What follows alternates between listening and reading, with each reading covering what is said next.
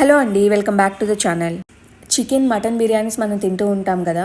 And chicken mutton biryanis తర్వాత place ఎవరికైనా ఇవ్వాలి అని అనుకుంటే నేను మాత్రం ఈ మీల్ మేకర్ పులావ్కి అయితే ఇస్తానండి. అండ్ చాలా అంటే చాలా ఎమ్మీగా ఉంటుంది. ఇది తిన్నప్పుడు మనకైతే చికెన్ మటన్ లేదు అన్న ఫీలింగ్ అయితే రాదు, అంత ఎమ్మీగా ఉంటుంది అనమాట ఈ రెసిపీ అనేది. దీనికోసం నేనైతే కుక్కర్లో చేశాను అండి. ఇది కుక్కర్ తీసుకుని దానిలో ఆయిల్ వేసుకుని షాజీరా అలాగే బిర్యానీ సరుకులు ఏవైతే ఉన్నాయో అవన్నీ వేసేసుకోవాలన్నమాట. వేసుకుని ఆయిల్లో ఫ్రై చేసుకున్న తర్వాత కట్ చేసుకున్న ఆనియన్స్ అలాగే టమాటోస్, కరివేపాకు, చిల్లీస్ వేసుకుని ఫ్రై చేసుకోవాలి. దీనిలో కావాలనుకుంటే కొత్తిమీర, పుదీనా కూడా యాడ్ చేసుకోవచ్చు. నా దగ్గర అయితే లేదు. సో ఇవి కొంచెం ఫ్రై అయిన తర్వాత అల్లం వెల్లుల్లి పేస్ట్ కూడా వేసేసి ఈ ముక్కలతో పాటే వాటిని కూడా ఫ్రై చేసుకున్నాను. అలాగే ముక్కలకి సరిపడా సాల్ట్ వేసానండి. ధనియా పౌడర్, జీలకర్ర పౌడర్, కొంచెం గరం మసాలా అలాగే కారం, పసుపు వేసి ఫ్రై చేసుకోవాలి. ఈ కుక్కర్ మూత పెట్టుకుని అంటే మూత మొత్తం పెట్టేయక్కర్లేదు, జస్ట్ అలా పెట్టినట్టుగా పెట్టి మొత్తం ఇవన్నీ కుక్ చేసుకోవాలన్నమాట. ఇవి కుక్ అయిన తర్వాత మనం ముందుగా నీళ్ళల్లో మిల్ మేకర్ని నానబెట్టుకుని ఉంచుకోవాలండి. అవి వేడి నీళ్ళైనా పర్లేదు, నార్మల్గా చన్నీళ్ళు అయినా పర్వాలేదు అనమాట. ఒక హాఫ్ అన్ అవర్ ముందు నానబెట్టుకుంటే అవి మెత్తగా అవుతాయి. అవి కూడా వేసేసుకుని మూత పెట్టి ఫ్రై చేసుకోవాలి.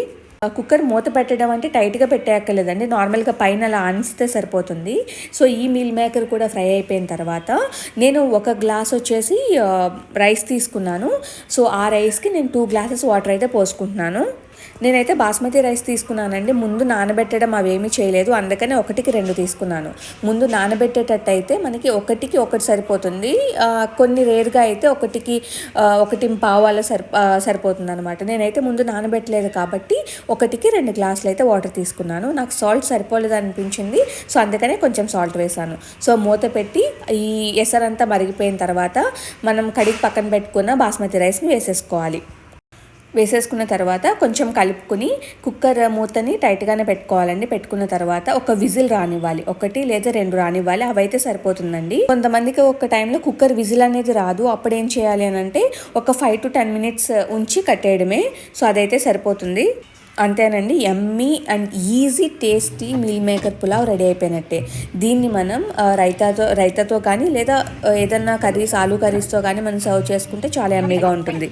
అండ్ ఈ రెసిపీ అనేది మీకు నచ్చినట్లయితే please subscribe the channel. And subscribe చేసుకునే ముందు లైక్ చేయండి, షేర్ చేయండి, కామెంట్ చేయండి మీకు ఎటువంటి రెసిపీస్ అయితే కావాలో. Thank you so much for watching the video. Thanks for the support.